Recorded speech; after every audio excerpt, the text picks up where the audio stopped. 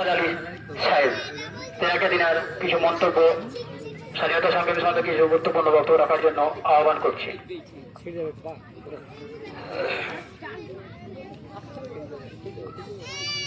نحمده ونصلي على رسوله الكريم أما بعد وقال النبي صلى الله عليه وسلم العلماء أمتي كنبي بني إسرائيل أو كما قال النبي صلى الله عليه وسلم শুধু মণ্ডলী আজ আমরা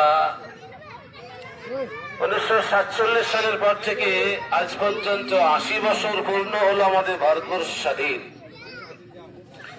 এই ভারতবর্ষকে স্বাধীন করার জন্য আমাদের পূর্বসূরীরা আত্মার বলিদান দিয়েছেন এবং এটা আমাকে খুব ভালো লাগে। বর্তমান যিনি আমাদের রাজ্যের সিএম আছেন উনি আমাদের একটা ওলামাদের সভাতে উনি বলেছিলেন যে ভারতবর্ষ স্বাধীন হয়েছে, কিন্তু যদি ভারতবর্ষ স্বাধীনতাকে সামনে নিয়ে দারুল দেওবন্দ এশিয়া মহাদেশের সব থেকে যেটা বৃহত্তম দিনী প্রতিষ্ঠান, সেই দারুল দেওবন্দের ভূমিকা যদি না থাকতো তো আমাদের সিএম মহাশয় তিনি আমাদের ওলামা সংগঠনে বলেছিলেন ভারতবর্ষ আজও স্বাধীন হতো না।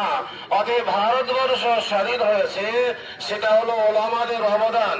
হযরত মাওলানা হোসেন আহমদ মাদানী রহমতুল্লাহ যে সময় যিনি দারুল দেওবন্দের প্রিন্সিপাল ছিলেন, যেদিন ভারতবর্ষ স্বাধীন হলো 1947 সালে 15 আগস্ট, মানুষ যে যেমন পাচ্ছে চলে যাচ্ছে, সেই সময় মোরা আবুল কালাম আজাদ রহমতুল্লাহ তিনি বলেছিলেন কোথায় যাচ্ছ তোমরা, কোন দেশে তোমাদেরকে নেবে, এদেশ তোমার বাবার দেশ, এদেশে তোমাদের রক্তের সম্পর্ক রয়েছে, অতএব এদেশ ছেড়ে তোমরা কোথাও যাবে না। এই দেখো মসজিদের মিনারে তোমাদের জন্য কান্না শুরু করেছে, এদেশ ছেড়ে তোমরা কোথাও যাবে না। দোস্ত, এদেশকে স্বাধীন করার জন্য মুসলমানদের অগণিত হাজারো হাজার প্রমাণ আপনার আমার কাছে আছে, কিন্তু আজ এক শ্রেণীর মিডিয়া থেকে নিয়ে এক শ্রেণীর মানুষ থেকে নিয়ে আমাদেরকে তুচ্ছ তাচ্ছিল্য করার চেষ্টা করছে। তবে জেনে রেখে দিবেন, আপনি কাগজকে আপনি মিটে দিতে পারবেন, কিন্তু আমাদের অন্তরে যে কথা এই ভারতবর্ষ আমাদের, এই ভারতবর্ষ স্বাধীন আমরা করেছি, অতএব এই ভারতবর্ষের জন্য আমরা দিল প্রাণ খুলে আমরা সবাই সম্প্রতি হিন্দু মুসলিম জৈন খ্রিস্টান সর্বশ্রেণীর মানুষ আমরা যথাযথভাবে শান্তি শৃঙ্খলাকে বজায় রেখে বসবাস করবো ইনশাআল্লাহ। কারণ 1947 সাল থেকে নিয়ে আজ 2026 সাল, মোট 80 বছর হলো ভারতবর্ষ স্বাধীন। এই 80 বছরকে সামনে নিয়ে আমি আপনাদেরকে বলবো আজ 80তম ভারতবর্ষ স্বাধীন। আমরা আমাদের হৃদয় থেকে, আমাদের অন্তঃস্থল থেকে সবাইকে জানাই, সমস্ত ভারতবাসীকে জানাই আজকে অভিনন্দন, শুভেচ্ছা, ভালোবাসা। আমাদের সংগঠন থেকে আজকে সকালে আমার সঙ্গে ফোনে কনফারেন্স হয়েছে, আমাদের নেতৃত্ব বলছিলেন আগামী দিন থেকে আমাদের পশ্চিমবাংলার আমাদের সমস্ত ওলামা সংগঠনের নেতৃত্বরা রয়েছেন, আজ সকালেই আমার সঙ্গে ফোনে মোবাইলে কনফারেন্স হচ্ছিল। আমাদের জেলা এবং রাজ্য তবকা যত উচ্চ তবকার নেতা আছেন আমাদেরকে সবাইকে বলে দিয়েছেন যে আগামী দিন থেকে মসজিদের সামনে যে ফাঁকা জায়গা থাকবে সেই ফাঁকা জায়গার সামনে আমরা 15 আগস্ট এই স্বাধীনতা দিনটাকে সামনে রেখে আমরা মসজিদের সামনে পতাকা উত্তোলন করবো ইনশাআল্লাহ। কারণ মসজিদ যদি মুসলমানদের হয়, এ ভারতবর্ষ মাটি হলো সর্বজাতির মাটি।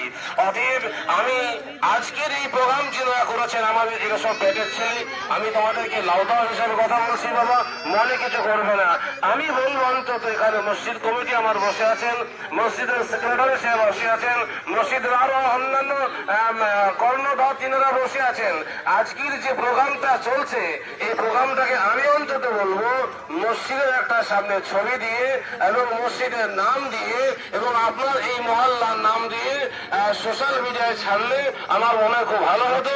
এটা আপনারা একটু বিবেচনা করবেন এবং আগামী দিন আমি মসজিদ কমিটির কাছে আবেদন এটা রাখবো যে আমরা 15ই আগস্ট স্বাধীনতা দিবস যেটা পালন করব, আমরা মসজিদের সামনেও আমরা আগামী দিন থেকে এটা শুরু করবো ইনশাআল্লাহ।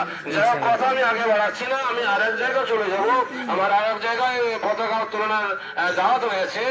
কাজেই আজকের এই দিনটা আপনার আমার কাছে অত্যন্ত গুরুত্বপূর্ণ দিন, যেদিন মৌলানা হোসেন আহমদ মাদানী রহমতুল্লাহ আলাইহি, হাজী ইমদাদুল্লাহ মহাজির মক্কি রহমতুল্লাহ আলাইহি, যিনি নেতৃত্ব দিতে এই ভারতবর্ষের মাটি থেকে তিনি মক্কায় গিয়েছিলেন উমরা পালনের উদ্দেশ্যে। তিনার নামে টাইটেল দেওয়া হয় মহাজিরে মক্কি, কিন্তু তিনি মক্কার মানুষ নন, তিনি ভারতবর্ষের মানুষ। তিনি 1947 সালে ভারতকে স্বাধীন করার পরে তিনি মক্কায় গিয়েছিলেন হিজরত করে, তাই তিনাকে বলা হয় মহাজিরে মক্কি। অতএব বন্ধুগণ, আমরা সবাই জানি যে ভারতবর্ষকে স্বাধীন করার জন্য ইস্ট ইন্ডিয়া কোম্পানি যত রকমের ষড়যন্ত্র করেছিল, মোড়া হোসেন রহমতুল্লাহ আলাইহি, যিনাদের নেতৃত্বে মোড়া শহীদ রহমতুল্লাহ আলাইহি সেই সময় ভারতবর্ষে অস্থায়ীভাবে সরকার নির্বাচিত হয়েছিলেন। মেরা দোস্ত আর বুজুর্গ, এই দেশের ইতিহাস আপনাকে আমাকে বলে গেলে হবে না। বর্তমান সময়ে সিএম মশাই তিনি পর্যন্ত স্বীকার করেছেন এই ভারতবর্ষ স্বাধীনতার মেন নায়কই ছিলেন জমিয়ত উলামা হিন্দ এবং দারুল দেওবন্দের নেতৃত্ব তিনারা ভারতের জন্য সময় দিয়েছিলেন, যার ফলে ভারতবর্ষে 1947 সালে 15ই আগস্ট স্বাধীনতার সূর্য উদিত হয়েছিল। অতএব এই দিনটাকে আমরা আগামী দিন সবাই ফলো করব। আপনারা জানেন আমাদের জাতীয় পতাকা, এই জাতীয় পতাকা শান্তির বার্তা দিয়ে আছে। এখানে সাদা চিহ্ন দিয়ে আছে দেখছেন, একটা গিরো কালার চিহ্ন দিয়ে আছে, একটা আকাশি কালার চিহ্ন দিয়ে আছে। এই কালারের আমি ব্যাখ্যার দিকে যাচ্ছি না, কথা এটাই জেনে রাখুন, আমাদের যে জাতীয় পতাকা আছে আমাদের সামনে, এই জাতীয় পতাকাটা হলো শান্তির বার্তা। অতএব এই শান্তি শিক্ষা দিয়েছে ইসলাম। ইসলামের মধ্যে এটা আছে, লা ইকরাহা ফিদ্দীন, কোন ধর্মের মধ্যে জবরদস্তি নয়। ইসলাম কোনদিন জবরদস্তি শিক্ষা দেয়নি। অতএব এটা পতাকা থেকে এটাই আপনাকে আমাকে শিক্ষা দিয়েছে যে আমরা শান্তির সঙ্গে বসবাস করতে চাই। শেষ কথা হচ্ছে, আল্লামা ইকবাল রহমতুল্লাহ আলাইহি তিনি একটা কবিতা লিখেছিলেন। আপনারা সবাই জানেন ভারতবর্ষের জাতীয় সঙ্গীত হলো 4টা, তার মধ্যে একটা হলো সারে জাহাঁ সে আচ্ছা, এটা আপনারা সবাই জানেন। এর লেখক হচ্ছেন হযরত আল্লামা ইকবাল রহমতুল্লাহ আলাইহি। এই কবিতা থেকে আমি আর একটা কথা আপনাদের স্মরণ করে দিতে চাই। উনি লিখেছেন সারে জাহাঁ সে আচ্ছা হিন্দুস্তান হামারা। উনি এখানে লিখতে পারতেন, যদি ভারতের বিরোধিতা করতেন তিনি লিখতে পারতেন সারে জাহাঁ সে আচ্ছা মক্কা আর মদিনা হামারা। বন্ধুগণ, তিনি সেটা না লিখে তিনি লিখেছিলেন সারে জাহাঁ সে আচ্ছা হিন্দুস্তান হামারা। মেরে দোস্ত, আল্লামা ইকবাল রহমতুল্লাহ আলাইহি এটাই বোঝাতে চেয়েছেন সমস্ত দেশের চাইতে ভালো দেশ হলো আমার ভারতবর্ষ, আর এই ভারতবর্ষের জন্য আমরা জীবন দিতে তৈরি আছি। যাই হোক, এখান থেকে আমি আমার বক্তব্য দিতে পারলাম। এখনই পতাকা উত্তোলন হবে, আর আগামী দিন এটা আমাদের ছেলেদেরকে আমি বলে যাচ্ছি, আগামী দিন এত বেলা করে পতাকা উত্তোলন করবে না। স্বাধীনতার পতাকা হচ্ছে একটু সকালে সকালে তোলার চেষ্টা করবো, আগামীতে করবো ইনশাআল্লাহ। আল্লাহ আমাদের সবাইকে কবুল করুন, আল্লাহুম্মা আমিন। অনেক মূল্যবান বক্তব্য শুনলাম আমরা।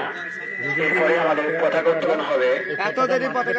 তার আগে আমাদের যে দেশের জাতীয় সঙ্গীত আছে জনগণ মন, সেইটা আমরা সকলে দাঁড়িয়ে স্থিরভাবে সকলে গাইব। তারপরে আমাদের মধ্যে উপস্থিত হাফেজ সাহেব আছে, তিনি পতাকা উত্তোলন করবে এবং আমরা সকলে তার আগে সহযোগিতা করব এবং আমরা দেশের জয় গান গাইব এবং ভারতবর্ষ জিন্দাবাদ এবং ভারতকে ভবিষ্যতে যেন কোনো বৈশত্র্য আক্রমণ না করতে পারে এই প্রতিজ্ঞা আমরা এখান থেকে নেব। যদি কোনো বৈশত্র্য আমাদের ভারতের প্রতি চোখ তুলে দেখায়, আমরা এখান থেকে সেই প্রতিজ্ঞায় নেব যে সেই চোখ আমরা উপরে নেব, কিন্তু নিজেদের স্বাধীনতা, ভারতবর্ষের স্বাধীনতা আমরা অখণ্ড রাখবো।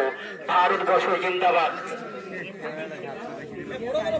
আমরা যারা আছি সকলে লাইন করে দাঁড়াই। আমাদের এখনই